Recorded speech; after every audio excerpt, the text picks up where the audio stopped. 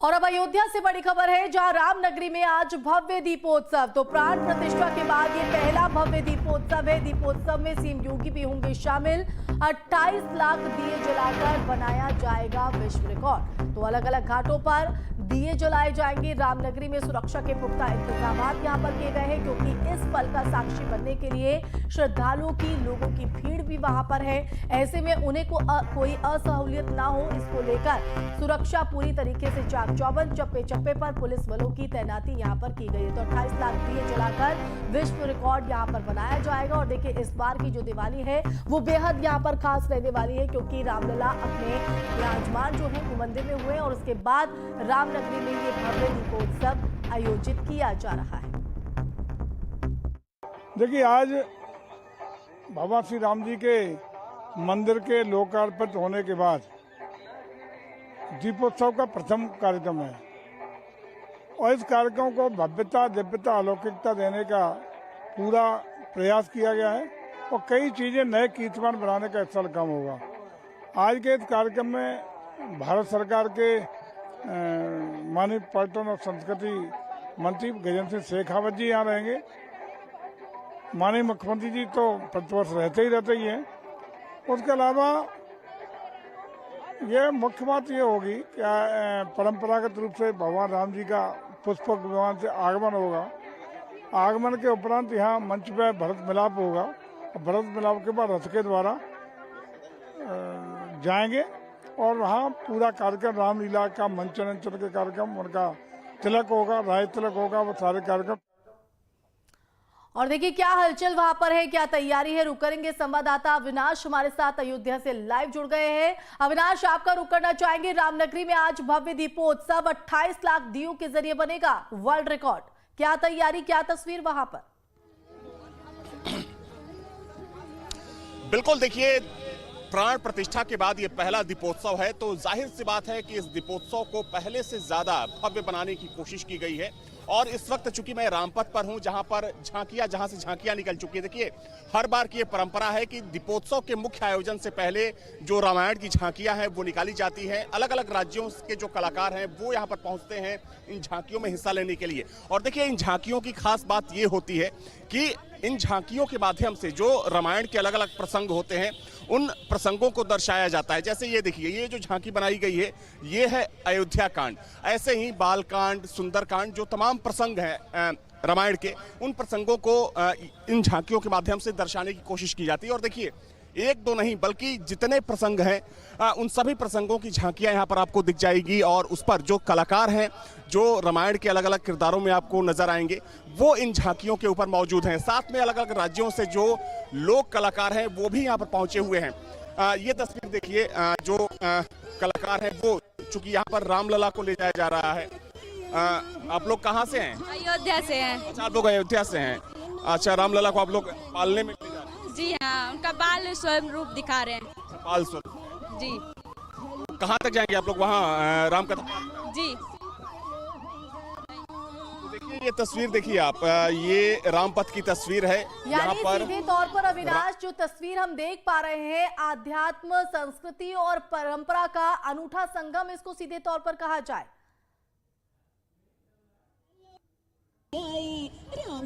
बिल्कुल सही कहा आपने। देखिए, चूंकि कोशिश यही होती है दीपोत्सव में हर बार कि जो एक त्रेताकालीन युग था उसकी एक झलक यहाँ पाई जाए, उसकी झलक यहाँ पर प्रस्तुत की जाए।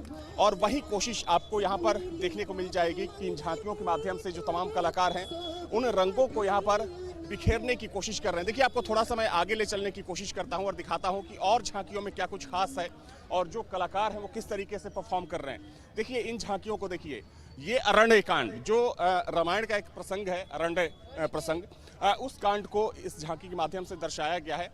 और देखिए, बहुत ही खूबसूरत ये झांकी होती है, क्योंकि साल 2017 में जब इन झांकियों को शुरू किया गया था दीपोत्सव के मौके पर, तब से लेकर ये परंपरा चली आ रही है और तब से लेकर अब तक ये परंपरा ऐसे ही अनवरत जारी है। और सबसे महत्वपूर्ण बात यह है कि जैसे जैसे साल गुजर रहा है, इन झांकियों की जो खूबसूरती है, जो इनकी दिव्यता है, भव्यता है, और ज़्यादा बढ़ती जा रही है। देखिए, आपको आगे ले चल रहा हूँ, चूँकि आगे और ज़्यादा आपको जो लोक कलाकार हैं वो दिखाई देंगे। और देखिए, सबसे महत्वपूर्ण बात यह है कि झांकियाँ जब यहाँ से रामकथा पार्क पहुँचती हैं तो खुद मुख्यमंत्री इन झांकियों का वहां पर स्वागत करते हैं। चूंकि मुख्यमंत्री 2 बजे 2 से 2:30 के बीच में पहुंच जाएंगे। देखिए ये लंका कांड है, यहाँ पर लंकापति रावण को आप देख सकती हैं और साथ में जो युद्ध होता है भगवान राम और रावण के बीच में। देखिए आगे और खूबसूरत तस्वीर है, उन तस्वीरों को भी आपको मैं दिखाने की कोशिश करता हूं कि इस वक्त कैसे रंग बिखरे हुए हैं अयोध्या की सड़कों पर। ये देखिए, ये तस्वीर आप देखिए, ये रामपथ की तस्वीर है। दरअसल यहीं से झांकियों शुरुआत होती है और यहाँ से लेकर राम कथा पार्क, जहाँ पर प्रतीकात्मक रूप से भगवान राम का आगमन होता है, वहाँ तक ये झांकियाँ जाती हैं। तो ये तस्वीर है इस वक्त अयोध्या की। आपको तमाम कलाकार, ना सिर्फ उत्तर प्रदेश बल्कि कई दूसरे राज्यों के जो लोक कलाकार हैं और साथ में जो लोक संस्कृति है उत्तर प्रदेश की, चाहे हम बुंदेली लोक संस्कृति की बात करें, अवधी की बात करें या फिर भोजपुरी की बात करें, तो उस लोक संस्कृति को भी दिखाने और दर्शाने की कोशिश यहाँ पर की जा रही है। कुछ और लोक कलाकार हैं। आप लोग कहाँ से हैं? अयोध्या से ही हम लोग। अयोध्या से। हाँ, तो ये कौन सी लोक कला है जिसको परफॉर्म कर ये हमारे अयोध्या की जो कला है उसको दिखा रहे हैं हम। ये हमारा लोकगीत है जो सूप और खैलर और वगैरह लेकर महिलाएं जैसे करती हैं भगवान का स्वागत, परछनी जैसे होता है वैसे राम जब 14 साल बाद वापस आए थे तो उसी भव्य स्वागत के साथ हम उनका, जैसे कोई नया दूल्हा घर पे आता है उसी के साथ हम उनका स्वागत करेंगे। तो जो चीज़ें यूज होती हैं स्वागत के लिए वही चीज़ों के साथ हम नृत्य प्रस्तुत करके दिखाएंगे अयोध्या में। हम लोग लोकल अयोध्या के ही हैं तो हम बहुत अच्छा दिन है ये। हम लोग हमेशा खुशी और उल्लास के साथ मनाते हैं। के लिए किन-किन चीजों का इस्तेमाल किया गया, जरा अविनाश जी भी सवाल कीजिएगा।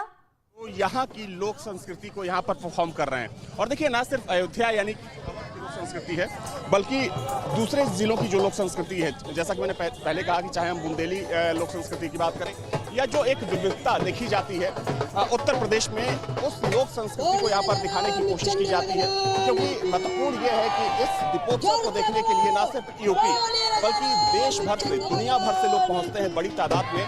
और जैसे जैसे इसकी ख्याति पूरी दुनिया में फैल रही है, लोगों के आने का सिलसिला और ज़्यादा बढ़ता जा रहा है। और देखिए जैसे जैसे दिन गुजरेगा, चूंकि शाम में मुख्य आयोजन होना है, जब 28 लाख दिए जलाए जाएंगे तो उस वक्त अयोध्या की रौनक कुछ और होगी। जी बिल्कुल, जो लोक कलाकार आपके साथ मौजूद हैं, जरा अविनाश उनसे बात कीजिएगा कि जिस स्वागत की वो बात कर रहे हैं, जिन चीजों के इस्तेमाल की वो बात कर रहे हैं, वो क्या क्या चीजें हैं। क्योंकि एक लंबे अरसे बाद अयोध्या वासी पहली बार ऐसा है कि वो रामलला की मौजूदगी में दिवाली मनाने जा रहे हैं। तो स्वागत को लेकर किस किस चीजों का इस्तेमाल उनकी तरफ से किया गया है, अगर पॉसिबल हो तो जरा बात कीजिएगा।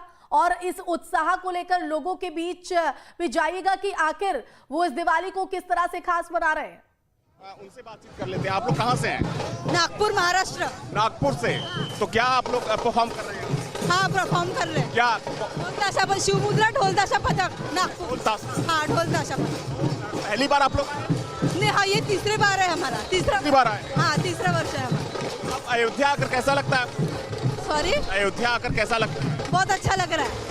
हाँ, तो देखिए ये जो ढोल नगाड़े हैं, यानी कि ढोल नगाड़ों की जो थाप है आपको सुनने को मिलेगी। और ये सारे कलाकार नागपुर से आए हैं। चूंकि ये लगातार ये कलाकार यहाँ पर आते रहे हैं, ये तीसरा मौका है जब ये लोग कलाकार यहाँ पर दीपोत्सव के मौके पर परफॉर्म करने के लिए यहाँ पर पहुँचे हैं। बहुत ही कह सकते हैं कि अद्भुत तस्वीर है इस वक्त अयोध्या की सड़कों पर जो देखने को मिल रही है। और इसके अलावा अगर हम महाराष्ट्र की बात करें तो महाराष्ट्र के अलावा मध्य प्रदेश, उत्तराखंड, छत्तीसगढ़, झारखंड, बिहार, यहाँ के भी जो लोक कलाकार हैं बड़ी तादाद में आते हैं इस दीपोत्सव का हिस्सा बनने के लिए। और देखिए जो दूसरे लोग हैं, चूंकि जयवीर सिंह जो संस्कृति पर्यटन मंत्री हैं वो भी यहाँ पर आ चुके हैं। दरअसल यहाँ से इस झांकी को हरी झंडी दिखाई जाएगी और उसके बाद ये झांकी यहाँ से रवाना हो जाएगी राम कथा पार्क के लिए, जहाँ पर भगवान राम का प्रतीकात्मक रूप से राज्याभिषेक किया जाएगा और जहाँ पर सारे मेहमान मौजूद रहेंगे। तो देखिए इन लोक कलाकारों को जो नागपुर से पहुंचे हुए हैं, क्या नाम है आपका? धनश्री नेवारी। आप पहली बार आई हैं कि पहले भी आई हैं? पहली बार आई हूँ। पहली बार आई हैं। तो पहली बार में अयोध्या कैसी लग रही है? क्या? अयोध्या कैसी लगी पहली बार? बहुत अच्छी।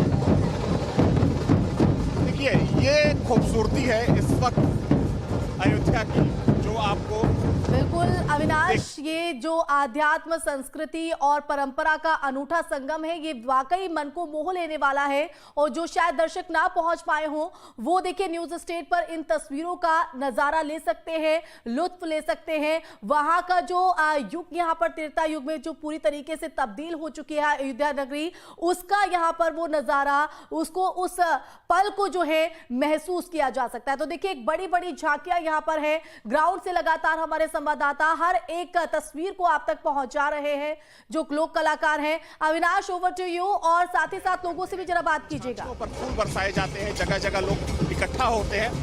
तो ये इस वक्त की तस्वीर है। हालांकि ये झांकी यहाँ से अभी अब से थोड़ी ही देर में रवाना होने वाली है। और देखिए ये झांकी यहाँ से रवाना अब होने वाली है, क्योंकि अगर हम बात करें संस्कृति और पर्यटन मंत्री जयवीर सिंह इस झांकी को हरी झंडा, माफ करिएगा, भगवा झंडा दिखाकर यहाँ से रवाना कर रहे हैं।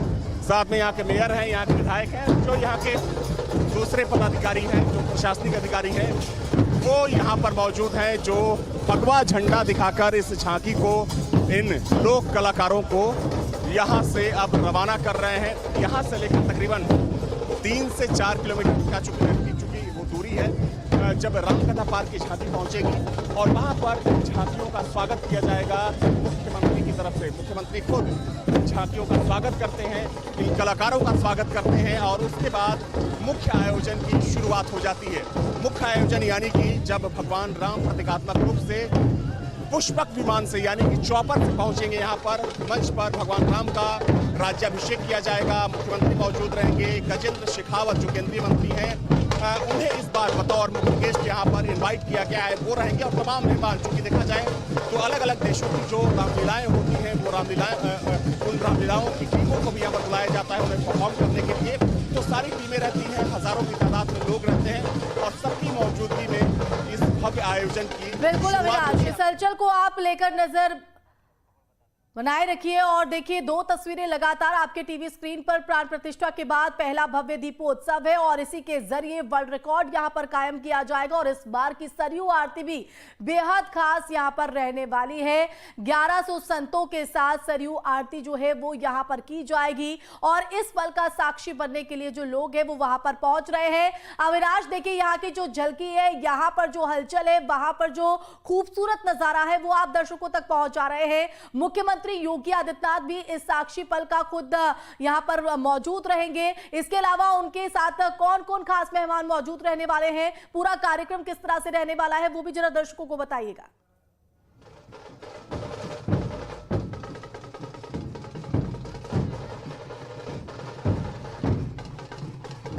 जी, सवाल एक बार फिर से दोहराइए। सवाल आपकी बहुत धीरे आ रही है। बिल्कुल अविनाश, अगर आप तक आवाज पहुंच रही हो तो पूरा कार्यक्रम किस तरह से रहने वाला है, मुख्यमंत्री के साथ और खास मेहमान कौन मौजूद रहेंगे?